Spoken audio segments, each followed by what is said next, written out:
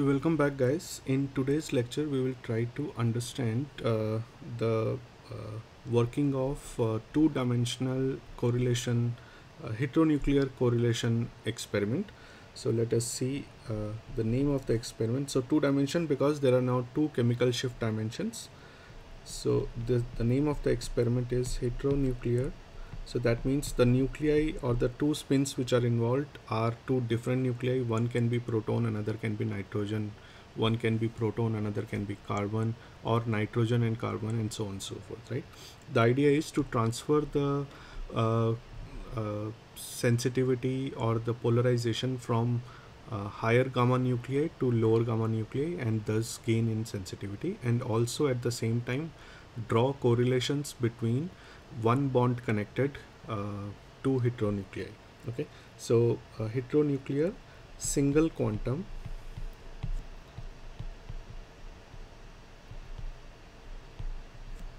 coherence.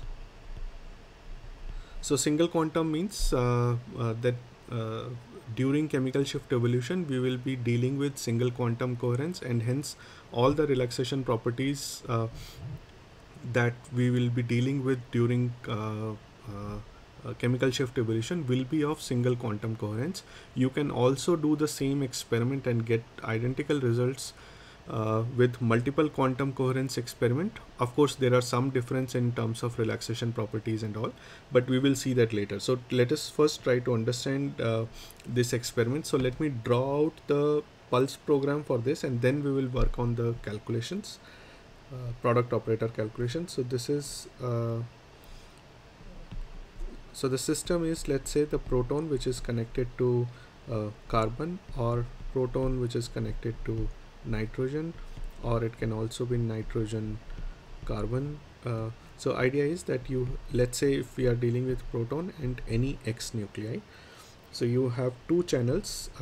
Two channels means there's that there are two different coils, and each coil is pumping radio frequency corresponding to that uh, nuclei, right? So you have first you have a 90x pulse on proton, then you have simultaneous 180-degree pulses, both are X phased. So I'm not going to do any phase cycling in this, and then we will see after we do phase cycling how does it change the results. So you have 90y, 90x, then 180y, and this period is called as the chemical shift evolution, T1 by 2, T1 by 2, and this whole period is T1, and then you have reverse inept,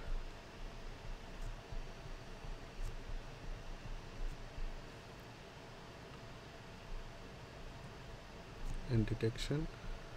This is decoupling.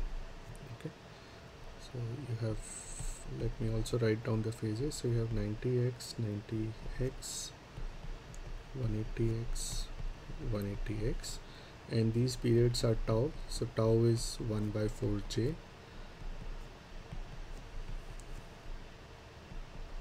So now if you see carefully that there are certain blocks. So although the pulse program may look overwhelming to you, but there are, if you carefully look, there is a inept block. So what is the job of inept? To carry out polarization transfer from proton to X nuclei, and also create antiphase magnetization or coherence. So let me write down coherence.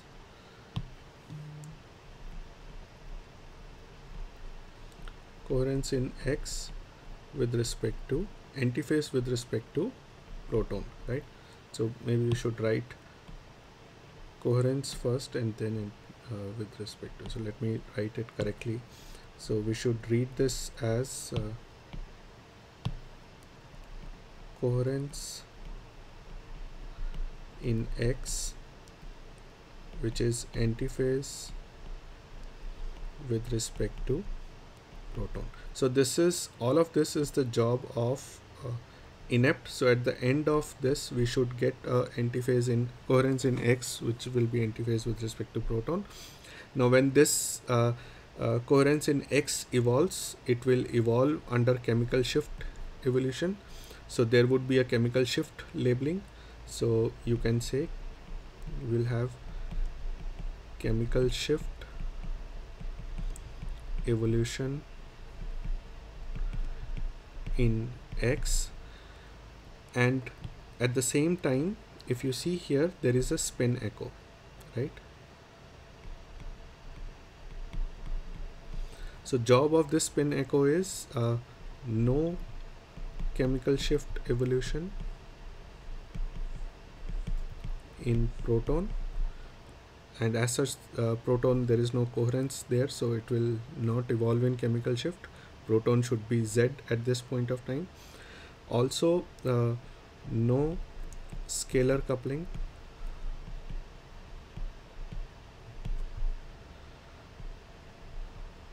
during T1 period, right?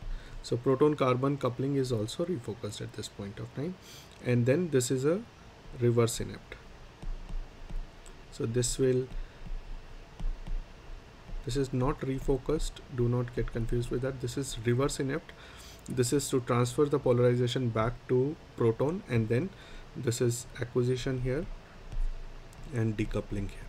So these are the components of this pulse program, and now let us try to do this calculation in a step-by-step manner and using POMA, of course, and then see what are the components at each point of time.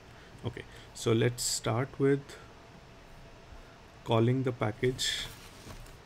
So you will have,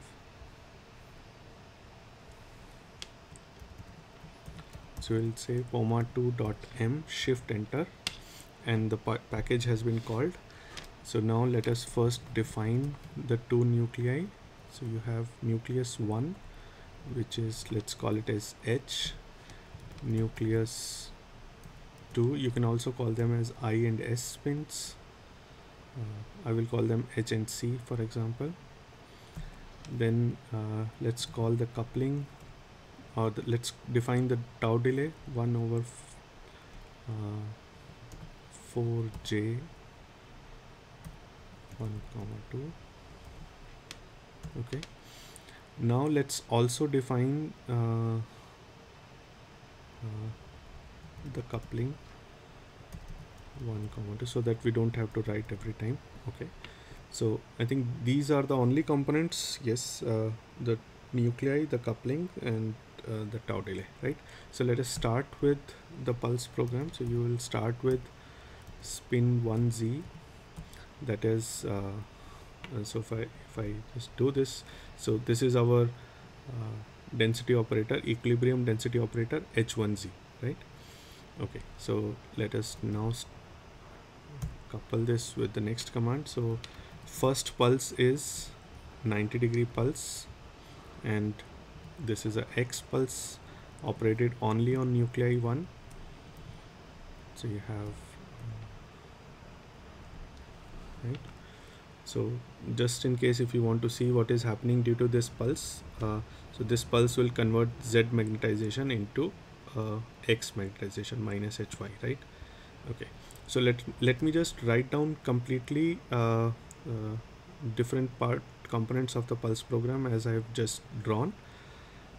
This will be followed by delay, tau delay, and during which we have to define which coupling will be evolved, followed by 180-degree pulse on both the channels. So I will just write 180x because these are X pulses,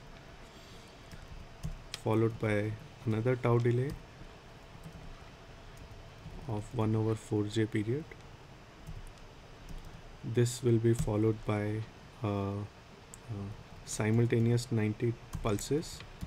The top pulse that is on proton channel is of Y phase, so I'm going to write 90Y applied on nuclei 1 or channel 1, and then I can write pulse 90, which will be of X phase applied on second channel, right?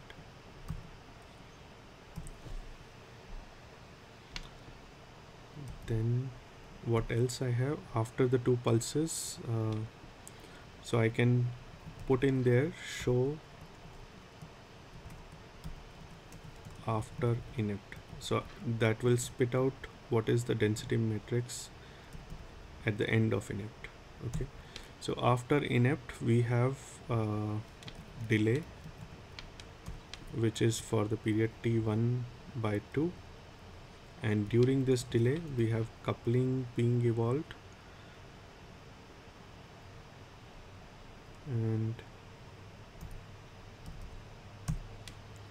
this will be followed by 180-degree pulse, which is of phase Y, and this is applied only on channel 1.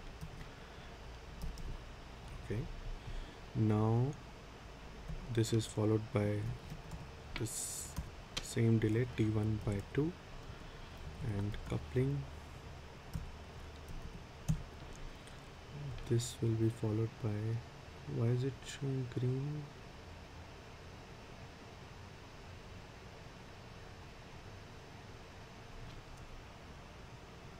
Okay, sorry, this was not, bracket was not closed. Okay, so then after the two delays, so let me again write down the show command. So this is after t1 evolution,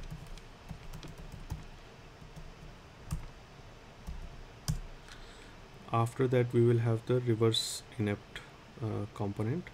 So this will be the two simultaneous 90-degree pulses, 90x on channel 1 and 90 x again on channel 2.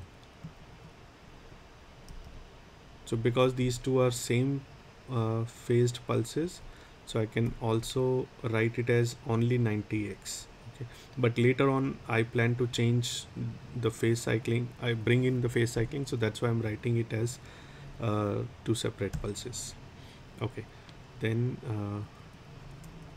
I can copy paste this delay 180 delay part from here so that I don't have to type again. So delay tau couple, pulse 180x, delay tau couple. Then I have I can say show final density operator, and then if I want to see only single quantum terms here, if there are at all any multiple quantum or zero quantum terms, those will be just removed from the system by the command observable, as we have discussed. And now I'm going to put in command shift enter, so it will do the calculation. So let's say now after inept, if you see that there is a coherence in carbon which is antiphase with respect to proton, which is as expected.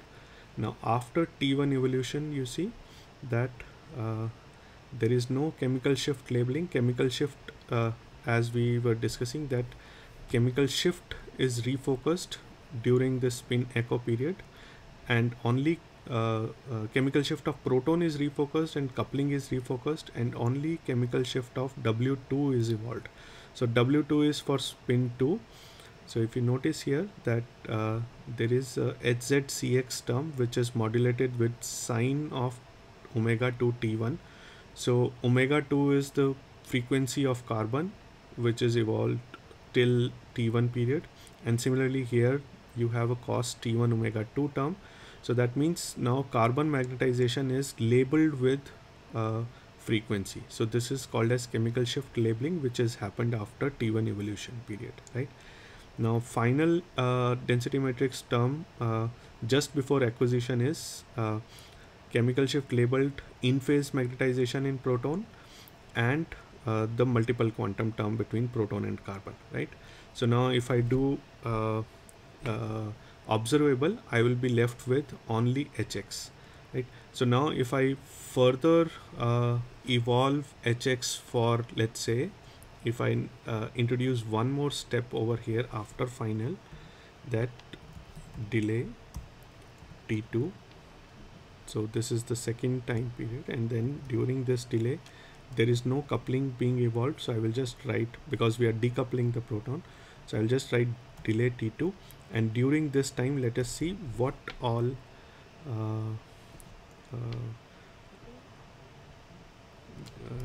this thing is, what all product operators are there,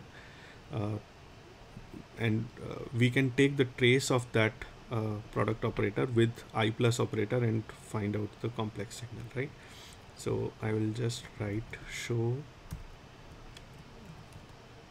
after acquisition.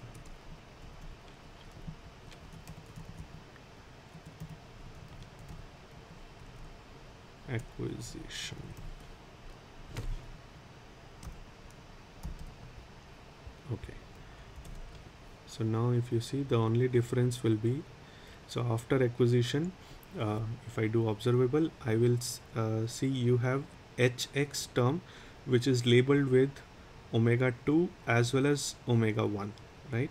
And then you have hy term which is again labeled with omega 2 and omega 1. So there are two terms which are coming. One is labeled with omega 1, both are labeled with omega 1 and omega 2, right? One of them is modulated with sine, one of them is modulated with cos. Okay, and then you can of course take the product of this with I plus operator and take the trace to find out the final signal, right? Okay, so this is how 2D correlation experiment works without any phase cycling. So this is a simple pulse program where we have taken only single phases. So now let me and I hope this is clear. There is nothing there should not be anything confusing about this, because you already are aware of different blocks. You know the inept block. This is right now inept block which I've highlighted. Then you're also aware of what happens during spin echo block. Then after that there is a reverse inept. So all we have done is we have taken the magnetization or polarization. We have taken the polarization from proton to carbon, and then we have evolved the carbon chemical shift during this period, and then we have taken the magnetization back to proton or polarization back to proton, not and then what we have done is we have acquired the proton. So we have taken the advantage of exciting the proton as well as detecting the proton. So if you excite and detect high gamma nuclei, you will have gain in sensitivity, because if you remember, the signal to noise ratio is proportional to gamma of excited nuclei to the power 1 and gamma of detected nuclei to the power 3/2. So if in both the cases we are using proton, we will have gain in sensitivity. You can as well detect carbon here. There are carbon detected experiments where you will decouple proton or not decouple proton depending on your requirement, but that will have lesser sensitivity as compared to this experiment. Okay, so let us now try to introduce phase cycling. So let me see, I will take this out. So let us say I keep the same pulse program over here, but I will introduce phase cycling. So let me choose a different color. So what I'm going to do is I will introduce phase cycling at this step. So instead of 90x pulse, I will now call it as 90 pulse with phase phi 1. Okay, and then this pulse, let's say I'll call it as phi 2. And then this pulse I will call it as phi 3. Okay, so I have introduced phase cycling at 3 steps. So let's not go into details of why we are choosing this phase cycling. Let's say that this is the phase cycling which has come as a result of some sort of coherence selection which we wanted to do. But let's not go there, that what coherence selection. You already are aware of how to choose the phase cycling if you want to carry out a particular coherent selection. Let us directly see that if this is the phase cycling which we are doing, what is the resultant which we are getting. Okay, so let me go back, uh, go to next page, and then I will write down. So you have phi 1, phi 2, phi 3, and if we are choosing phi 1, phi 2, phi 3, we also have to choose a receiver phase. So let us say our phi 1 is x minus x, x minus x, x minus x, x minus x. Okay, so this is 8-step phase cycling.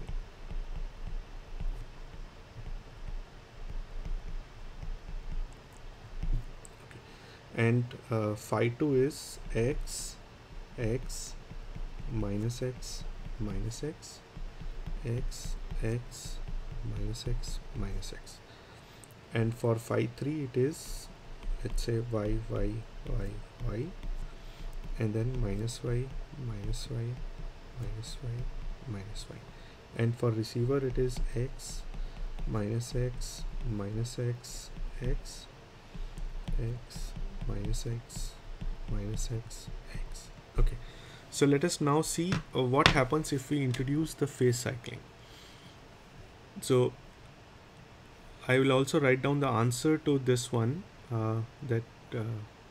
because I will just edit the same program over here.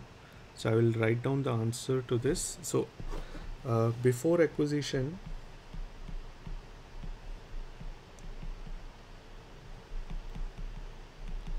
the density operator was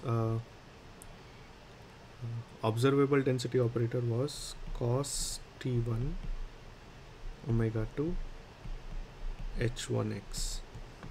Okay, so 1 is coming because it is first nuclei, and then after acquisition it was cos t2 omega 1 cos t1 omega 2 h1x, and then you have cos t1 omega 2 sin t2 omega 1 h1y. Okay, so now let us see how different all these terms are when we invoke phase cycling to the same pulse program. So I'm not going to change anything in this calculation. I will just introduce the phase cycling steps here. So one of the phase cycling which I've said is this 90x pulse on carbon. So instead of x, I will now say p1. Okay, then the other is the 90x pulse on in the two simultaneous pulses, in the other 90x pulse on carbon channel only. So let's call it as p2, and then this spin echo 180y pulse, so call it as p3. Okay, so once we have defined these phase cyclings, we also have to introduce what is the meaning of this p1, p2, p3.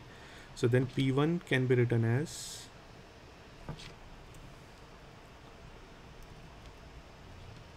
x minus x, x minus x, x minus x, x minus x.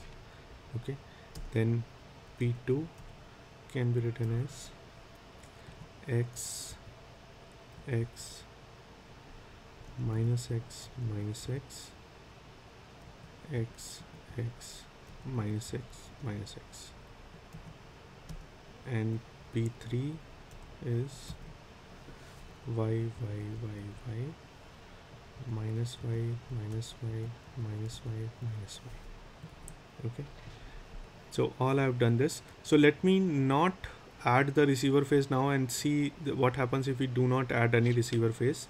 I mean, then we will see all the terms which we are going to get. Okay, so it has run. So now if you see that inept has 8 different terms instead of one term. Now you are getting 8 different terms which are phase cycled because of the last pulse which has been if you notice that this pulse over here is being phase cycled, right?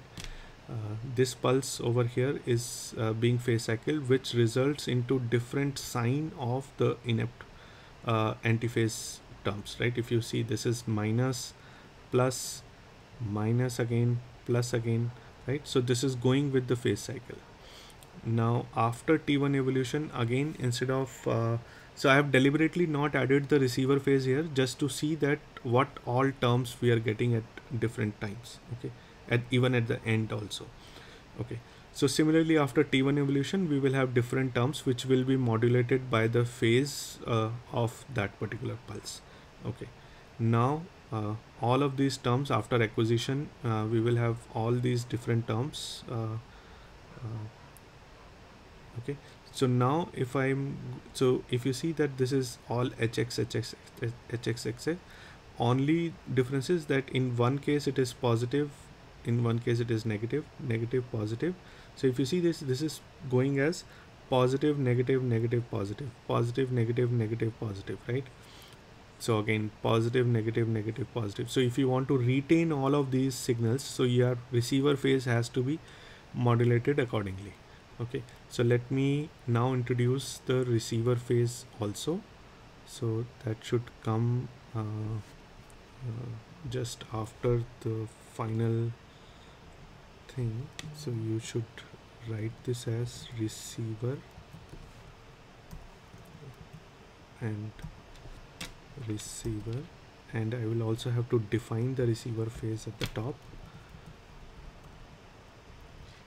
So now I will define it as x minus x minus x x x minus x minus x x. So now if I do this, it will make sure that all those terms are added because of the receiver action, and then you end up in exact same thing which you were getting without phase cycling. So now you can ask, then what is the advantage here? The advantage is that so this is what we are supposed to get. If there is any imperfection or if there is anything which we are not supposed to get, that will be phase cycled. Okay, so all the artifacts will be phased out and we will retain only the desired magnetization which we are supposed to get. Okay, so the resultant is same. The artifacts which are not visible because we have not invoked any artifacts in this pulse program. So we are artifacts come because of differences in, let's say, the coupling constants or the differences in or the imperfection of the pulses and all those artifacts which are otherwise excited will be phased out, and you will retain only the terms which are present here. Okay, so that is what we do during phase cycling. So I hope this is clear, and let me also introduce how do you deal with gradients in, if you want to do any calculations, pulse program calculations which has gradients. Okay, so now what I do is so let me not change the pulse program. What I will do is I will comment this part. So if you want to comment anything, you can put that in. I will just write down here anything which you want to write down, want to comment, can be put within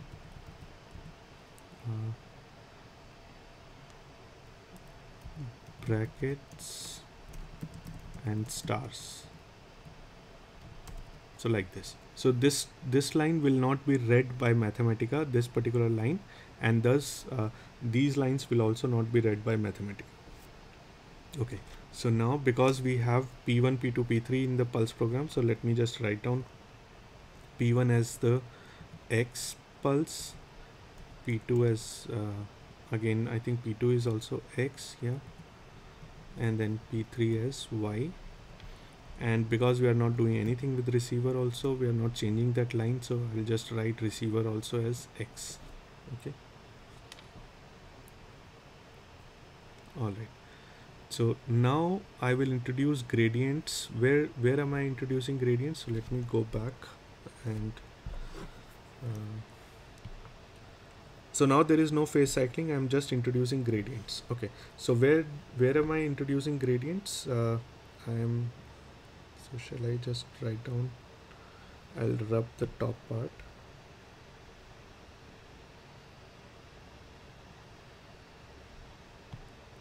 And then this is my gradient channel,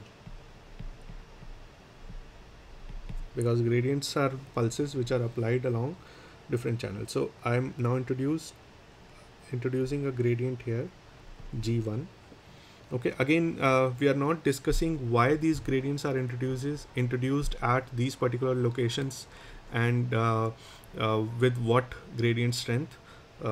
So this is let's say this is the result of certain calculation, that okay, I want this phase coherence order selection. So I'm not discussing that. All I'm discussing is how do you invoke gradients during a pulse program calculation. Okay, so we already are aware of how gradients work, and how we select coherence, how do we carry out coherence selection. So we'll just talk about how gradients are applied during pulses. So this is G1, and let's say the third gradient is before this 90-degree pulse, and this is G3, and then there is a gradient here with minus G3, and then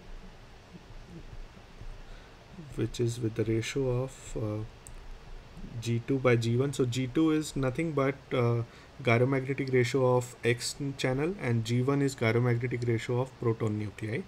So this ratio means that if G3 is of 100% thing, then minus G3 into G2 by G1 will be modulated with respect to the gyromagnetic ratio of the two nuclei. Okay, so this is how I have the gradients now. So let us see how do we invoke that into our calculation. Okay.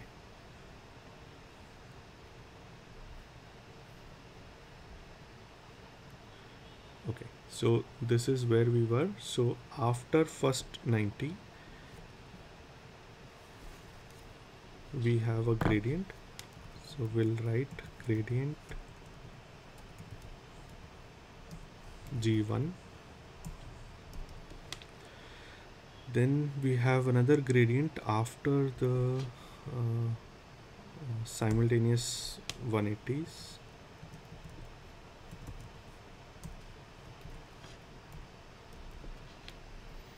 Then after that we have gradient 3, which is after spin echo, right? Yeah, after spin echo, which is here.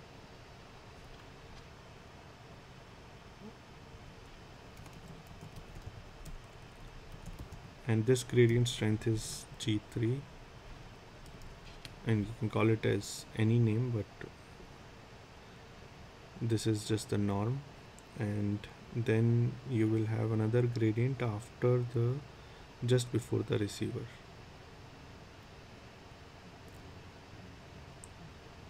So just before final.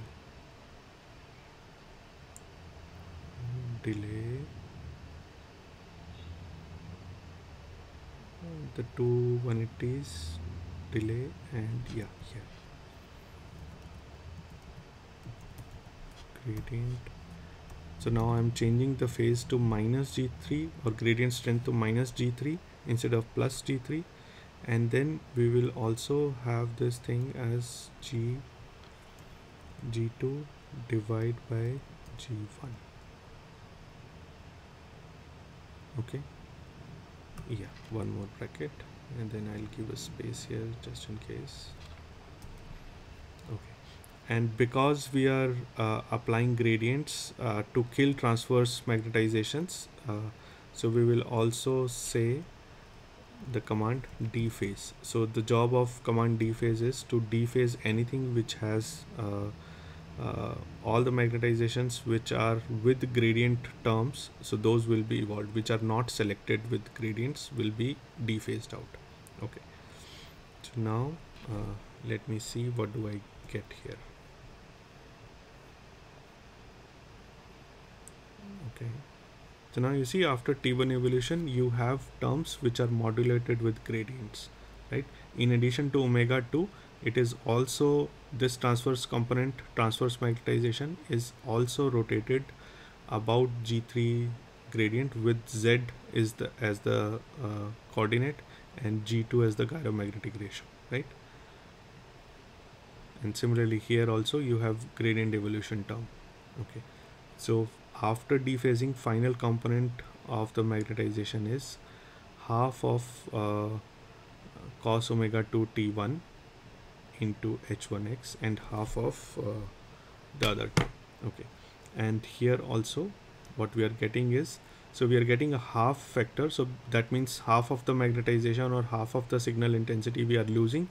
But all of this, mind you that this is happening within one scan. We are able to get all the coherence selection, right, all the artifact suppression.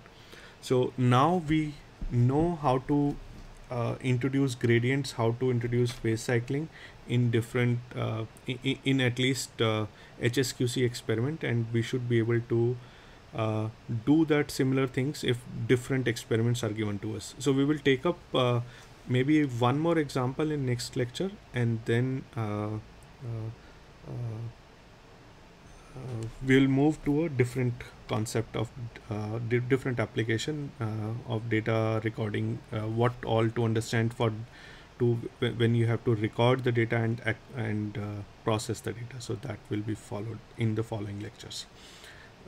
So that is all for today. Thank you very much.